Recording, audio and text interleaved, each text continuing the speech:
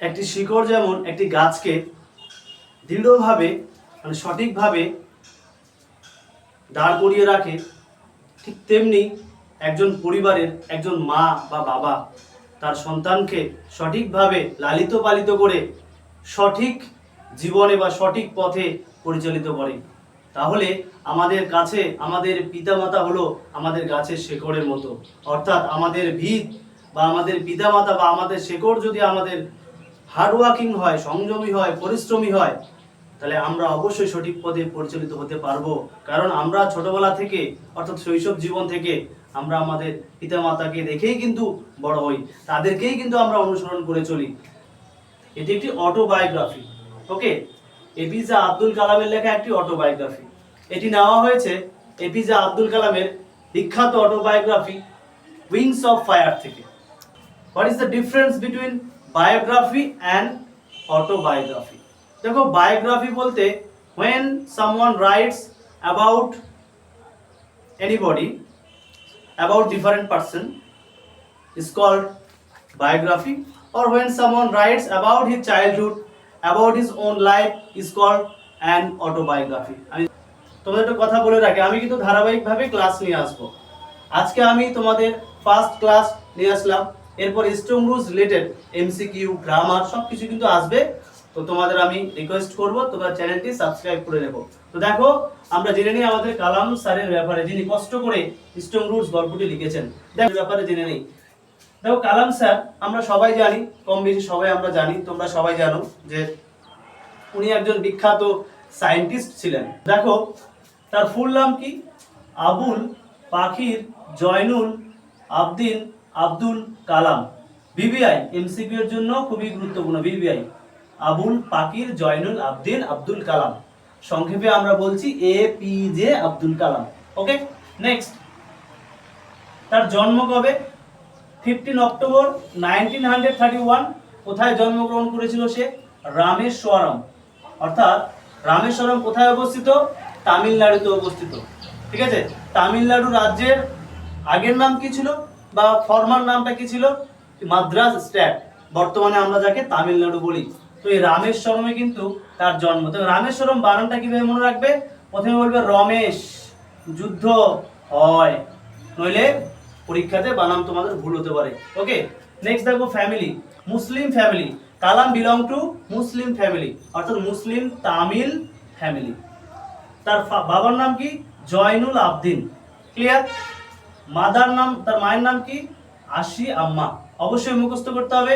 His father was A board owner and a ইমাম of the mosque, মানে মসজিদের একজন ইমাম ছিলেন যারা নামাজ পড়ায়। ঠিক আছে, পাশাপাশি তিনি ছিলেন একজন স্পিরিচুয়াল পার্সন।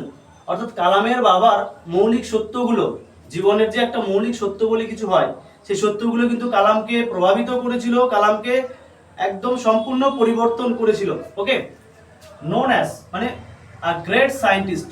কালাম ছিলেন একজন বিখ্যাত বিজ্ঞানী। 11th প্রেসিডেন্ট অফ ইন্ডিয়া, আমাদের ভারতের 11তম রাষ্ট্রপতি ছিলেন। ঠিক আছে, মিসাইল ম্যান আমরা তাকে। বুক নেম মানে কালাম একটি বিখ্যাত অটোবায়োগ্রাফি লিখেছিল, তার নাম কি? অটোবায়োগ্রাফি এসেছে wings of fire. Okay, and autobiography একটি আত্মজীবনী। কালামের সবথেকে বিখ্যাত রাইটিং হচ্ছে উইংস অফ ফায়ার। লেখার উদ্দেশ্য কি ছিল? যে টু ইন্সপায়ার ইউথ, যুব সমাজকে ইন্সপায়ার করার জন্য। আর কি করার জন্য? To show hard work can lead to success, এইটা দেখানোর জন্য যে কঠোর পরিশ্রম তোমাকে সফলতায় দাঁড় করাতে পারে। আর এবার দেখো, chapter strong roots is the first chapter of wings of fire. খুবই ভিভিআই এমসিকিউর জন্য এই জায়গাটা নোট করে নিতে পারো, আর পারলে তোমরা স্ক্রিনশট করে নিও। ওকে, তাহলে স্ট্রং রুটস আমাদের যে আলোচ্য বিষয়টি, আলোচ্য গল্পটি স্ট্রং রুটস, এই গল্পটি কালামের লেখা বিখ্যাত অটোবায়োগ্রাফি উইংস অফ ফায়ার থেকে নেওয়া। আর উইংস অফ ফায়ারের প্রথম অধ্যায় হলো স্ট্রং রুটস, খুব ভালো করে মনে রাখবে। কথা অরুণ তিওয়ারি, অর্থাৎ কালামের সাথে আরো একজন কাজ করতেন রাইটিং এর সময়, তার নাম হচ্ছে অরুণ তিওয়ারি। ওকে, বেশি তথ্য মনে রাখার প্রয়োজন নেই, আমাদের যতটুকু প্রয়োজন ততটুকুই আয়োজন, যতটুকু আমাদের পরীক্ষা পর্যন্ত দরকার। ঠিক আছে, জ্ঞান অর্জন করার জন্য তোমরা অনেক সময় পাবে, কিন্তু নাম্বার তোলার তো আর সময় পাবে না। এই third same and fourth sem, এটা চলে গেলে তো তোমরা আর পাবে না। তাই আমি মনে করি যতটুকু দরকার রেজাল্ট, ভালো রেজাল্টের জন্য ততটুকু তোমাদের শেখা প্রয়োজন। পাশাপাশি তোমরা বাড়িতে সময় পেলে তোমরা আরো কালাম স্যারের সম্বন্ধে আরো স্টাডি করতে পারো। ওকে, নেক্সট দেখো, ফার্স্ট পাবলিশ হয়েছিল কবে? 1999। থিমস মানে তিনি যে লিখেছেন উইংস, দেখো কালামের বা কালাম স্যারের সব থেকে একটা গুরুত্বপূর্ণ বিষয় কি জানো? একটা ছেলে, ছোট্ট একটা ছেলে, ভাবা যায় যে সে খবরের কাগজ বিক্রি করে তার ফ্যামিলিকে সাপোর্ট করতো, তার বাবাকে সাপোর্ট করতো, কারণ তার বাবা তো খুব বড় লোক ছিলেন না। তাহলে দেখো তার জীবন থেকে আমরাও কিছু শিক্ষা নিচ্ছি যে আমরা পড়াশোনার পাশাপাশি কি করব, আমরা আমাদের পিতামাতাকে সাহায্য করব, আমরাও কাজ করব, আবার পড়াশোনাও করব। দিস ইজ কল্ড লাইফ, এটাকে তো জীবন বলা হয়, তাই না? সে তাহলে ওই নিউজ, কে জানতো ওই খবরের কাগজ বিক্রি করা ছেলেটি হবে একদিন বিজ্ঞানী? কে জানতো? তাহলে হার্ড ওয়ার্কিং, পরিশ্রম তোমাদেরকে অনেকটাই এগিয়ে নিয়ে যাবে। আমরা জানি past is past, what matters is the present, মানে অতীতে যা হয়েছে ভুলে যাও, বাট বর্তমানটা তো আমার, আজকে দিনটা তো আমার, কালকে ভবিষ্যৎ, টুমরো ভবিষ্যৎ। আগামীকাল কি হবে আমি জানি না, আগামীকাল এটা ঈশ্বরের হাতে, আল্লাহর হাতে, ঠিক কিনা বলো? আগামীকাল কি হবে তুমি জানো? তুমি আগামীকাল কি করবে তুমি জানো? জানো না। তো আজকে বর্তমানে আমি তো বেঁচে আছি, বর্তমানে আমি 1 ঘন্টা পেলাম, 12 ঘন্টা পেলাম, কিন্তু এই 12 ঘন্টা আমি কাজে লাগাতে পারলাম না, আফসোস। আমাদেরকে দীক্ষা দেওয়া উচিত। তাই আমি বলতে চাই যে বর্তমান যেহেতু আমাদের হাতে, তাই আমরা কি করব? সঠিকভাবে নিজের জীবনটাকে পরিচালিত করব, কারণ এই সময়টাই হচ্ছে আমাদের গুরুত্বপূর্ণ সময়। এই সময়টা চলে গেলে আর ফিরে আসে না। মনে রাখবা, time and tide wait for none. সময় এবং জোয়ার কারোর জন্যই থেমে থাকে না। তাই আমাদের সময় থাকতে সময়ের মূল্য বুঝতে হবে। তাই আমি তোমাদেরকে বলতে চাই, সময়ের মূল্য বোঝো, কালাম স্যারের জীবনী দেখে কিছু শেখো, নিজের জীবনটাকে এগিয়ে নিয়ে যাও। তো এতক্ষণ ধরে আমি তোমাদের রাইটারের জীবনী সম্পর্কে আলোচনা করলাম। এবার আমি এই গল্পটির বিষয়বস্তু সংক্ষেপে তোমাদের সামনে তুলে ধরবো, যাতে তোমাদের গল্পটি পড়ার সময় খুবই হেল্পফুল হয়, তোমরা যাতে ভালোভাবে বুঝতে পারো। ওকে, তো দেখে নিই আগে এই গল্পের চরিত্র কারা কারা। দেখো, প্রথমে দেখছি কালাম। তো যিনি রাইটার, উনি এই গল্পের নেরেটর বা কথক, বা আমরা গল্পের নায়ক বলতে পারি। এই কালামের পিতামাতার নাম কি? এখানে আরো 2 জন চরিত্র পাচ্ছি, জয়নুল আবদিন, আশিয়া আম্মা। খুবই গুরুত্বপূর্ণ এমসিকিউ এর জন্য, একদম ভিভিআই, সবাই নোট করে নেবে। আর হ্যাঁ, ক্যারেক্টারের নামগুলো অবশ্যই বানান করে মুখস্থ করতে হবে, স্পেলিং যাতে একটাও ভুল না হয়। তাহলে কালামস প্যারেন্টস জয়নুল আবদিন, আশিয়া আম্মা, ঠিক আছে, তারা কিন্তু আইডিয়াল কাপল ছিল। আচ্ছা, 3 নম্বরকে পক্ষী লক্ষ্মণা শাস্ত্রী, পক্ষী লক্ষ্মণা শাস্ত্রী বা পক্ষী লক্ষণ শাস্ত্রী। তো দেখো, ইনি কে? দি হাই প্রিস্ট, হাই মানে প্রধান, প্রিস্ট মানে হচ্ছে পুরোহিত, অফ রামেশ্বরম, অর্থাৎ রামেশ্বরমের প্রধান পুরোহিত হচ্ছে পক্ষী লক্ষণ শাস্ত্রী। এবার এই পক্ষী লক্ষণ শাস্ত্রীর আরো একটা পরিচয় আছে, he is the close friend of Kalam's father. Zainul আবদিনের সব থেকে কাছের বন্ধু হচ্ছে পক্ষী লক্ষণ শাস্ত্রী। তো দেখো, জয়নুল আবদিন কিন্তু মুসলিম, পক্ষী লক্ষণ শাস্ত্রী কিন্তু সনাতন ধর্মের। তো তাদের মধ্যে কিন্তু অনেক ফ্রেন্ডলি ডিসকাশন ছিল, তারা ওপেন মাইন্ডেড ছিল, ধর্মের ব্যাপারে স্পিরিচুয়াল বিষয় নিয়ে তারা কিন্তু আলোচনা করতো। এই গল্পে সেটা আমরা দেখব। আচ্ছা, আরো ক্যারেক্টার কি? পিপল অফ ডিফারেন্ট রিলিজিয়ন বা ডিফারেন্ট রিলিজিয়ন, বিভিন্ন ধর্মের মানুষকে আমরা এই রামেশ্বরমে দেখব। এই মানুষগুলি কিন্তু কালামের বাবার কাছে যেত বিপদে পড়লে, অর্থাৎ পানি পড়া নেওয়ার জন্য, ঠিক আছে। তো আমরা পানি পড়া বিষয়টা কি বুঝি একটু পরেই বুঝবো। এবার আসি রামেশ্বরম, এখানে একটা জায়গা তো বলে দিলাম, এই রামেশ্বরমটাকে ভালো করে দেখো।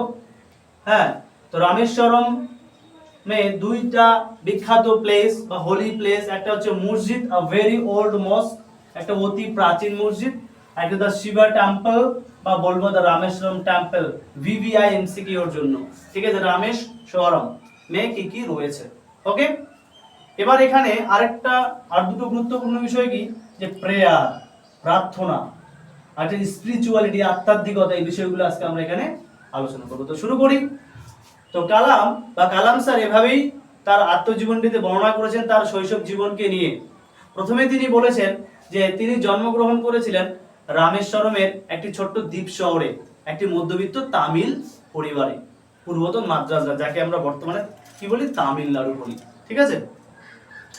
কালামের পিতার নাম ছিল জয়নুল আবদিন, কিন্তু কালামের পিতা জৈনুল আবদিনের খুব টাকা পয়সা ছিল না, বা তিনি খুব ধনী বা মধ্যবিত্ত ছিলেন এক কথায়।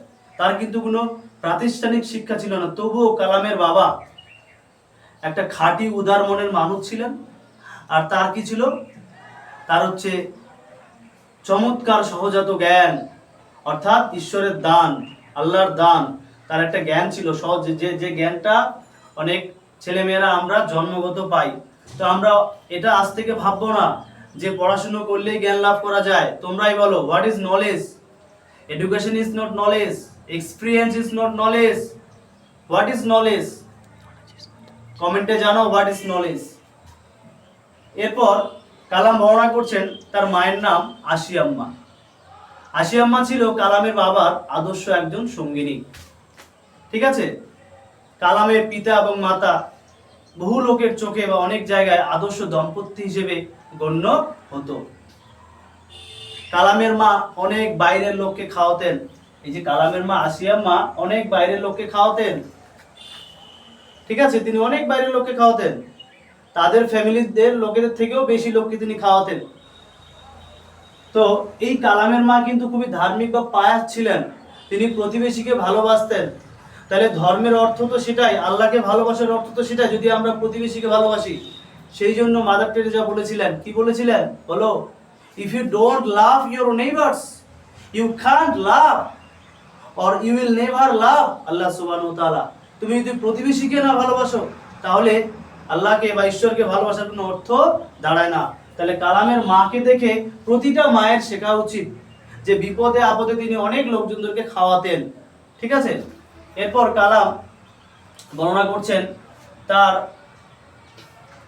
পিতামাতা আদর্শ দম্পতি হিসেবে গণ্য হতো বহু লোকের চোখে। পাশাপাশি কালাম আরো বর্ণনা করছেন যে তাদের এলাকায়, হ্যাঁ, বা রামেশ্বরমে বেশিরভাগ হিন্দু ফ্যামিলি বাস করত, মুসলিমও বাস করত, হিন্দুও বাস করত। সেখানে একটি মসজিদ ছিল। ঠিক আছে, সেই মসজিদে কালাম তার বাবার সাথে প্রতিদিন যেত, অর্থাৎ কালামের বাবা কালামকে প্রতিদিন সেই মসজিদে নিয়ে যেত ইভিনিং প্রেয়ারের সময়, অর্থাৎ সান্ধ্য প্রার্থনার সময়, যেটাকে আমরা বলি মাগরিবের নামাজ। কালাম দেখতো বিভিন্ন ধর্মের মানুষরা তার বাবার অপেক্ষায় থাকতো, মসজিদের বাইরে দাঁড়িয়ে থাকতো পানি পড়া নেওয়ার জন্য। অর্থাৎ যখন লোকেরা বিপদে পড়তো, তারা কালামের বাবার কাছে ছুটে আসতো। কালামের বাবা পাশাপাশি একজন মসজিদের ইমামও ছিলেন, পাশাপাশি একজন স্পিরিচুয়াল পার্সনও ছিলেন। এই ছোট্ট কালাম এই বিষয়গুলি লক্ষ্য করতো, তার বাবাকে দেখতো। তারপর কালামের বাবা মসজিদ থেকে বেরিয়ে আসতেন, বিভিন্ন ধরনের মানুষরা কালামের বাবার সামনে জলের বাটি তুলে ধরতেন। কালামের বাবা তার আঙ্গুলের ডগা ডুবিয়ে দিয়ে একটা প্রার্থনা বলতেন। তারপর সেই জলটি পঙ্গুদের জন্য নিয়ে যাওয়া হতো, পঙ্গুরা কিন্তু ভালো হতো। ভালো হওয়ার পরে যখন ওই বিভিন্ন ধরনের মানুষরা কালামের বাবার বাড়িতে আসতো কালামের বাবাকে ধন্যবাদ দিতে, তখন কালামের বাবা কিন্তু মৃদু হাসতেন আর বলতেন, আমাকে ধন্যবাদ নয়, আমি কিছু করিনি, যা করার ঈশ্বর করেছেন। ঠিক আছে, এবার কালামের কাছে কিন্তু এই প্রার্থনার বিষয়টা অদ্ভুত ছিল। সে কিন্তু অ্যারাবিক প্রেয়ার সম্বন্ধে কিছুই জানতো না। ঠিক আছে, প্রেয়ার কি করে? প্রেয়ার হচ্ছে মানুষের মধ্যে একটা বিভিন্ন ধর্মের মানুষের মধ্যে বা জনগণের মধ্যে একটা মিল ঘটায়, একটা আত্মার মিল ঘটায়। আমরা যখন প্রার্থনা করি বা নামাজ পড়ি, তখন আমাদের কাছে কি মনে হয় যে জাত পাত কিছুই নেই, সবাই মানুষ। প্রথম পরিচয় মানবতাই হলো আসল ধর্ম, আর আমরা সবাই মানুষ, ঈশ্বর সৃষ্টি করেছেন তার ইবাদত করার জন্য। তারপর কালাম একদিন তার বাবাকে প্রশ্ন করে প্রার্থনা সম্পর্কে। তখন তার বাবা কালামকে বলে, এবার কালামের বাবা জৈনুল আবদিন কালামকে কিন্তু প্রার্থনার ব্যাপারে বলবে। আরও একটা বিষয়, কালামের বাবা কিন্তু খুবই জটিল কনসেপ্টগুলোকে, স্পিরিচুয়াল ব্যাপারগুলোকে তামিল ভাষায় কিন্তু বর্ণনা করতে পারতেন কালামের বাবা। এবার কালামের বাবা কালামকে কিন্তু বলছেন স্পিরিচুয়াল বিষয়গুলো, স্পিরিচুয়াল ম্যাটারগুলো। কি বলছে? যে প্রার্থনার মধ্যে there is nothing mysterious about prayer। প্রার্থনা কি করে? মানুষের মধ্যে একটা সম্প্রীতির বন্ধন তৈরি করে। কালামের বাবা আরো বলছে, যখন আমরা প্রার্থনা করি আমাদের মনে হয় যে আমরা বিশ্বকে অতিক্রম করে যাই, আমরা বিশ্বকে অতিক্রম করে যায়। তারপর কালাম আবারও তার বাবাকে প্রশ্ন করে যে বাবা, যদি প্রার্থনার মধ্যে অদ্ভুত কিছু না থাকে, তাহলে ওই যে বিভিন্ন ধর্মের মানুষগুলো বিপদের সময় তোমার কাছে আসতো বা সাহায্যের জন্য আসতো, তাহলে তুমি ওই মানুষদেরকে কেন বলনি যে প্রার্থনার মধ্যে অদ্ভুত কিছু নেই? এই প্রশ্ন শুনে কালামের বাবা কিন্তু সাইলেন্ট হয়ে যায়। কিছুক্ষণ পরে কালামের বাবা কালামকে উত্তর দেয়। এবার কালামের বাবা তার স্পিরিচুয়ালি কালামকে উত্তর দিচ্ছেন, অর্থাৎ that means Kalam's father explained spirituality about prayer okay to Kalam. কালামের বাবা বলছে যে adversity always presents opportunities for introspection, যে কঠিন সময়গুলো সব সময় কি করে, আমাদেরকে আত্মসমীক্ষার সুযোগ দেয়। ধরো আমার মা আমাকে বারণ করেছিল যে বাবা বাইক নিয়ে যাস না, তুই অ্যাক্সিডেন্ট হবি, কিন্তু আমি মায়ের কথা শুনিনি, ঠিক আছে? তো আমি রাস্তাতে অ্যাক্সিডেন্ট করলাম। এবার হসপিটালে শুয়ে শুয়ে ভাবছি ওই তো আমার মা আমাকে বলেছিল যে বাইক নিয়ে যেতে মানা করেছিল।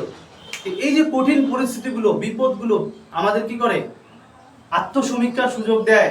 আমাদের যে আমরা যে বিপদে পড়েছি, কি কারণে পড়েছি, সেই দোষটাকে খোঁজার আমাদেরকে সাহায্য করে। তো কালামের বাবা বলছেন যে যখন কেউ বিপদে পড়ে তখন কিন্তু কেউ এমন কাউকে খোঁজে যে তাকে সাহায্য করতে পারবে। কালামের বাবা আরো বলছেন, যখন আমরা বিপদে পড়ি, যখন আমাদের সমস্যা হয়, যখন আমরা অনেক অসুবিধায় থাকি, প্রবলেমে থাকি, তখন আমাদের এটা বোঝা উচিত যে এই বিপদটা কেন আসছে, কিভাবে আসছে, আমাদেরকেই বুঝতে হবে। আমাদের জীবনে ভালো মন্দ যাই আসুক না কেন, কালাম বাবা বলছেন যে আমাদের জীবনে ভালো মন্দ যাই আসুক না কেন, এগুলি আমরা ঈশ্বরের পরীক্ষা হিসেবে নেব, কারণ আমরা সবাই ঈশ্বরের অংশ। সবাই কি ঈশ্বরের অংশ, এগুলো সব ঈশ্বরের পরীক্ষা। একটা কথা আছে, ভয় পেও না আধারে, আলো আছে আড়ালে, অন্ধকার পালিয়ে যাবে তুমি উঠে দাঁড়ালে। তো দেখো, একজন মাঝি নৌকা চালালে কি নদীতে জোয়ার আসে? তো মাঝির পড়ে যাওয়া ভাব তৈরি হয়, তো তবুও মাঝি কি নৌকা চালানো থামে বা চালানো থামায় না। সমুদ্রে যদি আমি যাই, সমুদ্রে যদি আমি জাহাজে যাত্রা করি, কি সমুদ্রে কি ঝড় ওঠে না?